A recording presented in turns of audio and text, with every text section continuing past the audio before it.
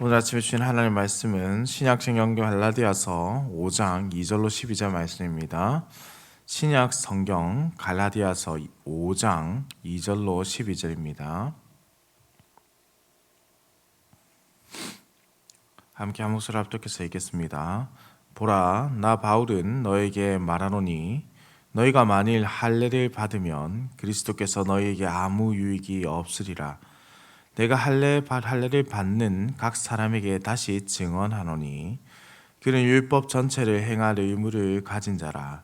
율법 안에서 의롭다함을 얻으려 하는 너희는 그리스도에게서 끊어지고 은혜에서 떨어진 자로다. 우리가 성령으로 믿음을 따라 의의 소망을 기다리노니 그리스도 예수 안에서는 할례나 무할례나 효력이 없으되 사랑으로서 역사하는 믿음뿐이니라. 너희가 다름질을 잘 하더니 누가 너희를 막아 진리를 순종하지 못하게 하더냐? 그 권면은 너희를 부르신 이에게서 난 것이 아니니라. 적은 누룩이 온 땅에 온 덩이에 퍼지니라. 나는 너희가 아무 다른 마음을 품지 아니할 줄을 주 안에서 확신하노라. 그러나 너희를 요동하게 하는 자는 누구든지 심판을 받으리라. 형제들아, 내가 지금까지 할례를 전한다면 어찌하여 지금까지 박해를 받으리요? 그리하였으면 십자가의 걸림돌이 제거되었으리니 너희를 어지럽게 하는 자들은 스스로 베어버리기를 원하노라. 아멘. 오늘 말씀의 시작이 보라, 나 바울은 너에게 말하노니 라고 시작합니다. 여기서 지금 우리는 어떤 대상이 지금 특정되고 있는데요. 바로 너희입니다. 그러면 여기서 말하는 너희는 누구일까요? 이들은 거짓 신자들을 의미합니다. 그리고 이들은 5에서 6절에 등장하는 우리와 대조되는 사람들입니다. 너희, 사도 바울은 사도의 권위를 가지고 지금 이들에게 말씀을 증거하고 있습니다. 거짓 선생들은 그리스도의 십자가 사역에 그 자체로 구원에 충분하며 완전한 조건이 되지 않는다고 말했고, 이는 자신의 어떠한 노력, 행위로, 힘으로 구원에 이르겠다는 행위 구원으로 이어지게 만들었습니다. 이러한 마음을 가진 자들에게 그리스도의 공로가 아무런 유익이 되지 못한다라고 말씀을 증언합니다. 사도 바울은 내가 다시 증언한다라고 말합니다. 내가 다시 증언한다. 여기서 다시라고 하는 것은 앞서 3장 10절에 있는 내용 그것을 말씀하는데요. 3장 10절에서 무릇 율법 행위에 속한 자들은 저주 아래에 있나니 기록된 바 누구든지 율법책에 기록된 대로 모든 일을 항상 행하지 아니하는 자는 저주 아래에 있는 자라 하였음이라 되어 있습니다. 율법을 행하여 의롭게 된다는 자들이 있다면 그들에게 핵심은 율법 전체를 행하여야만 의롭게 된다는 사실을 말씀하고 있는 겁니다. 만일 할례를 받음으로 의롭게 되려는 자들이 있다면 그들은 율법 전체를 또한 지켜야 합니다. 그러나 우리는 인간의 연약함을 너무나도 잘 알고 있지 않습니까? 이 세상에 그 어느 누구도 율법의 모든 규정들을 완벽하게 지킬 수가 없습니다. 그렇다면 이 논증의 답은 명확하지요. 할례를 받음으로 의롭게 되는 것은 불가능한 것입니다. 사도 바울은 로마서 2장 25절에서 이렇게 말씀했습니다. 내가 율법을 행하면 할례가 유익하나 만일 율법을 범하면 내 할례는 무할례가 되느니라. 이 말씀은 율법을 하나라도 범하게 된다면 율법 전체를 범하는 것이다라는 해석을 가져오는 것이죠. 4절의 말씀을 함께 보겠습니다. 율법 안에서 의롭다함을 얻으려 하는 너희는 그리스도에게서 끊어지고 은혜에서 떨어진 자로다 라고 했습니다. 율법의 실체이시며 완성이신 예수 그리스도의 대속 사역을 그 사역 전체를 부인하고 그분의 죽으심과 부활에 아무런 의미를 두지 않은 채 율법을 중시하는 자들은 그리스도에게서 끊어지고 은혜에서 떨어져 나간 자들이라는 것이죠. 이는 하나님의 구원하시는 은혜가 그들에게는 예수 그리스도의 사역이 의미가 없게 되는 자들이기 때문에 그들은 철저한 멸망과 저주에 빠진 자들이라고 할 수 있습니다. 따라서 그리스도에게서 끊어지고 은혜에서 떨어진 자란 자신들의 힘으로 구원을 받을 수 있다고 믿기 때문에 복음 안에서 드러난 하나님의 값없는 은혜와 그분의 한없는 사랑에서 멀어진 그런 자들이라고 할 수 있습니다. 그렇다고 해서 이 말씀을 우리가 잘못 이해해서는 좀 곤란합니다. 여기서 사도 바울은 구원을 받은 자가 구원을 잃어버릴 수 있다라는 가능성에 대해서 말씀하고 있는 것이 아닙니다. 단지 율법 안에서 의롭다함을 얻으려 하는 자는 사실상 그리스도와 관련이 없는 자들이며 그리스도의 은혜를 얻지 못한 것이 분명하다라는 그 사실을 전하고 있는 것이죠. 율법은 하나님께서 제정하신 것입니다. 그렇다면 그 율법은 선하고 온전하다고 할 수 있겠지요. 그러니 율법은 그 자체로 아무런 문제가 없습니다. 그것을 잘못 해석한 사람들에게 문제가 있는 것이죠. 로마서 10장 4절의 말씀입니다. 그리스도는 모든 믿는 자에게 의를 이루기 위하여 율법의 마침이 되시니라. 율법은 그리스도를 지향하고 그리스도는 그 율법의 마침이 되셨습니다. 따라서 율법과 그리스도의 관계는 모형과 실체라고 할 수 있겠죠. 다시 율법으로 돌아가는 것은 그렇다면 무엇입니까? 실체를 버리고 모형으로 돌아가는 것입니다. 그러면 그리스도를 무시하는, 그야말로 실체를 무시하는 악한 행동이 되는 것이죠.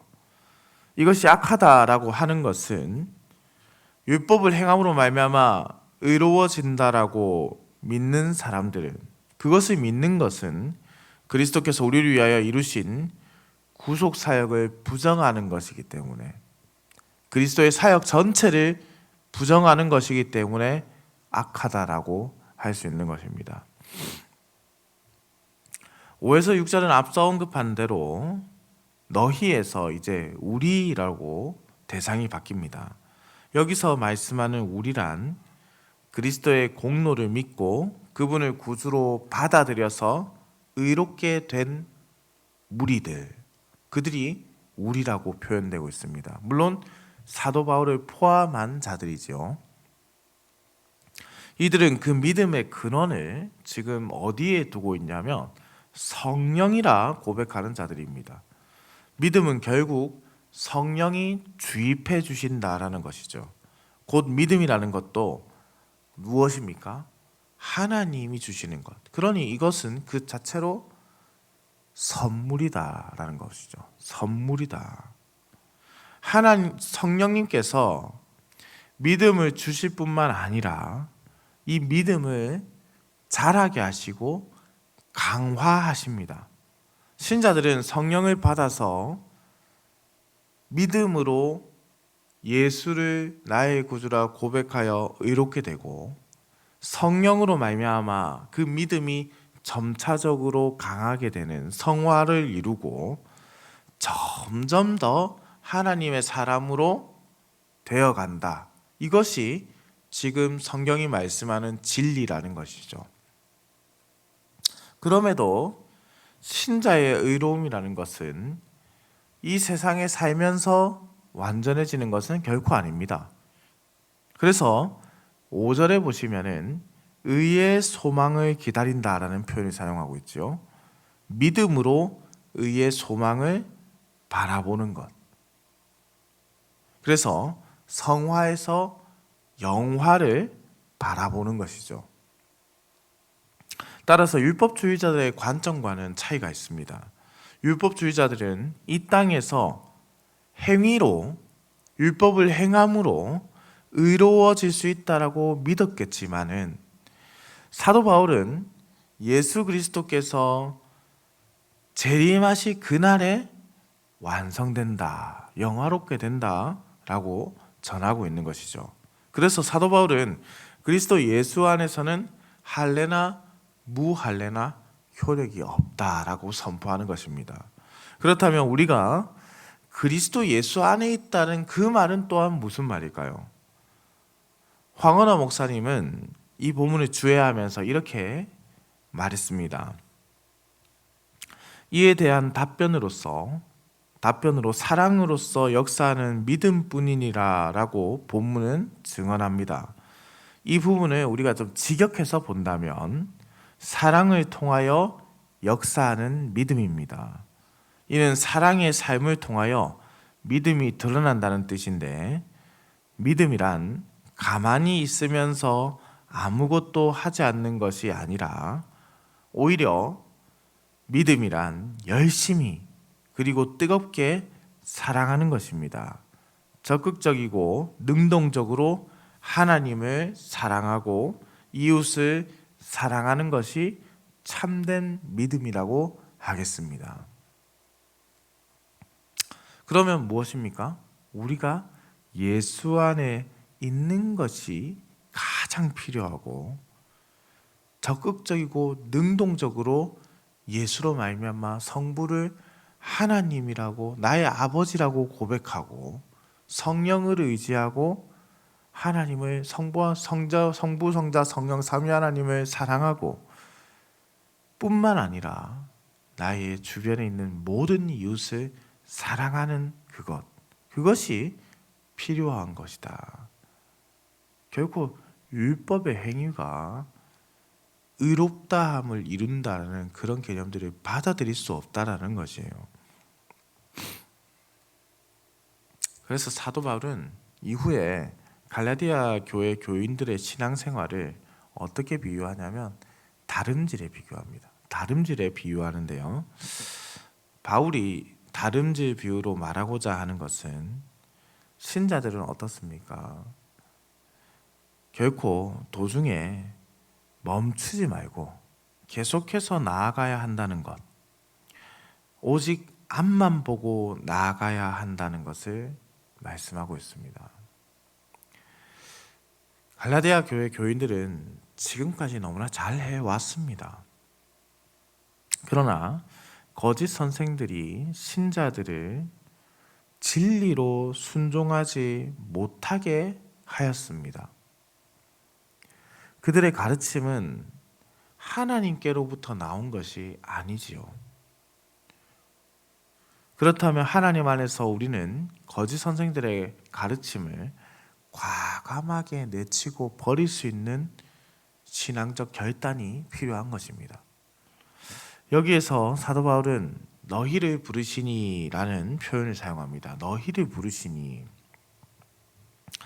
이 표현은 현재 능동태 분사 형태인데요.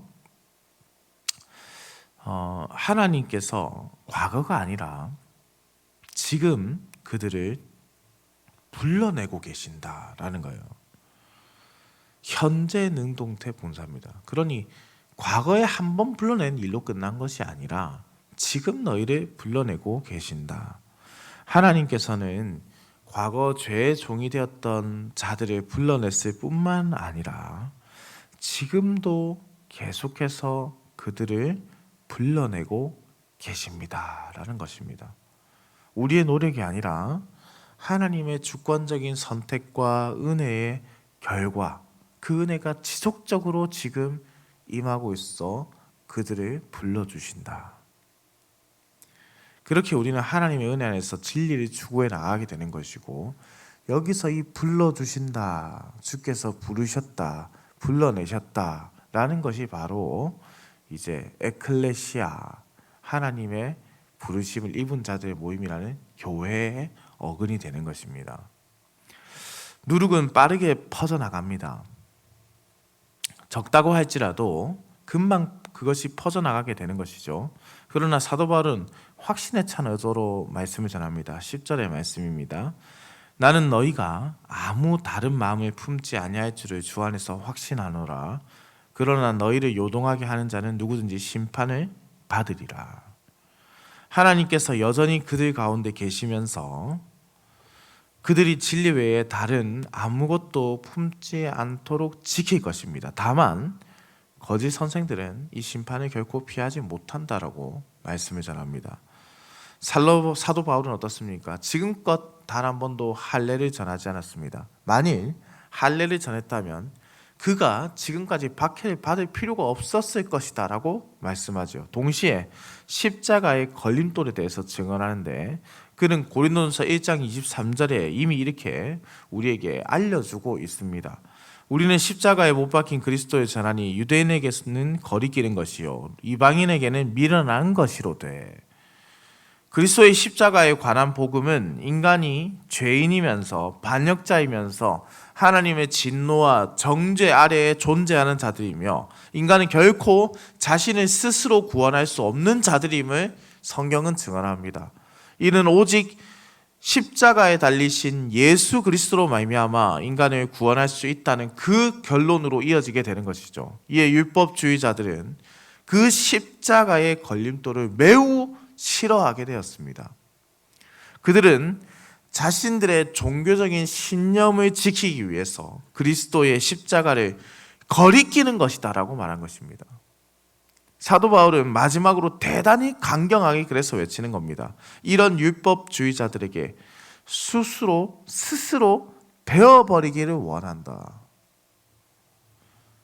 여기서 스스로 베어버린다라는 것은 자신의 생식기를 잘라버린다라는 의미를 가진 말씀입니다. 곧 더 이상 후손을 남기지 말라. 이단 내지는 이단적 가르침을 남겨두지 말고 베어버리라.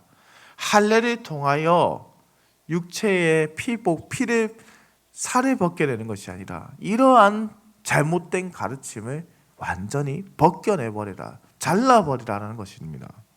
사랑하는 흥덕향성교회 성도님들, 우리에게 다가온 말씀은 은혜의 복음입니다. 왜 거리끼는 것처럼 그러나 느껴지게 되는 것이냐?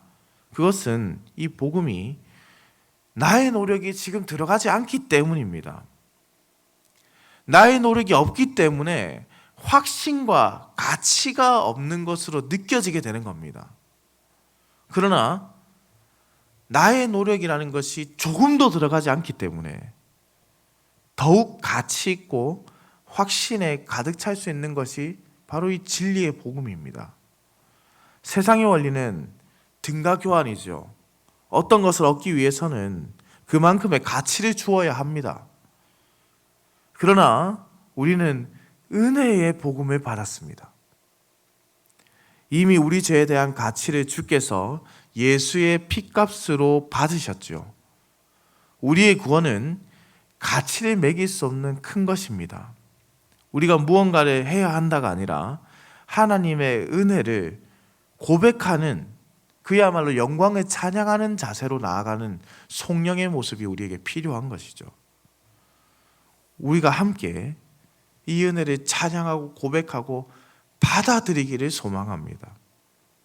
주께서 우리의 구원을 완성하셨습니다. 우리가 그 구원을 완성하는 것이 아니라 이미 완성된 구원을 찬양하며 믿음으로 고백하며 함께 이 교회로 불러주신 하나님을 예배하는 것, 삼위 하나님을 사랑하고 이웃을 사랑하는 믿음의 삶을 나타내는 것, 우리는 지금 이것이 필요한 것이죠. 오늘 우리에게 주어진 이 하루가 이 구원을 노래하는 하루가 되기를 소망합니다. 이 기쁨, 감히 감당할 수 없는, 감히 우리가 노력해서 얻어낼 수 없는 구원의 은혜를 누리고 있습니다. 이 은혜를 찬양하는 오늘 하루의 삶이 되기를 우리 주님의 이름으로 축원합니다. 기도드립니다. 사랑과 은혜가 충만하시며 인간의 생사화복을 주관하시는 살아계신 우리 하나님 아버지, 하나님의 놀라우신 은혜와 사랑에 감사와 찬송을 올려드립니다. 죄로 인해 죽었던 우리에게 예수 그리스도로 말미암아 생명을 소생시켜 주시고 오직 주의 은혜 가운데 살게 하신 하나님 아버지, 우리가 주의 길을 다시는 벗어나지 않도록 인도하여 주시옵소서. 하나님 아버지, 요즘도 많은 이단들의 가르침과 행위로 구원을 얻는다는 그것을 강조하는 신학적 움직임이 있습니다. 주님, 우리에게 다른 복음은 없다고 말씀하셨는데 우리는 계속해서 다른 복음을 만들어내고 있습니다. 성령 하나님, 우리가 진리의 복음만을 바라보며 믿을 수 있도록 우리를 붙잡으시고 인도하여 주옵시고 오직 주의 복음 안에 거하도록 우리의 삶과 신앙을 붙잡아 주시옵소서. 이 일을 위해서 오늘 저녁부터 주일까지 말씀 집회가 진행됩니다. 하나님, 강사로 오시는 우리 기동현 교수님을 붙잡으시고 주의 성령의 지혜를 더하여 주시고 신앙과 삶의 변화라는 주제로 말씀을 들을 때에 우리가 진정한 복음의 의미를 회복하고 주님의 은혜를 고백하는 시간이 되게 하여 주옵소서. 많은 성도가 함께 모여 주의 은혜를 나눌 수 있도록 환경과 여건의 문을 열어 주시옵소서. 오늘도 운전하는 모든 성도들의 운전대를 붙잡으시고 들어가거나 나가거나 하나님의 복을 누리는 성도들의 삶이 되게 하옵소서. 감사드립니다. 살아계신 우리 주 예수 그리스도의 이름으로 기도드립니다. 아멘.